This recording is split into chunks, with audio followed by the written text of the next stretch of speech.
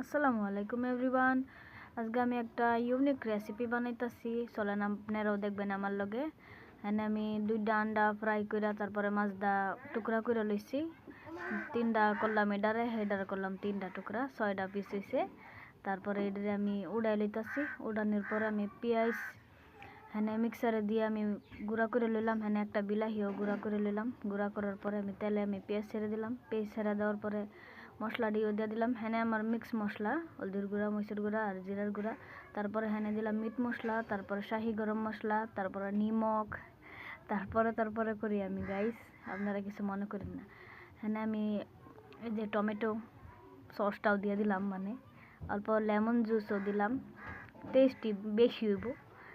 হ্যাঁ আমি দিয়ে দিলাম, দেওয়া দেয়নি অন্তরি দিতে লইছিলাম, হেম করে ডাইলা পড়বো না, হেলে একটা ফিকে দিছি, কারণ মশলাটা যে ছিটতে আইতাছিল আমার তরকারি হয়ে গেছে।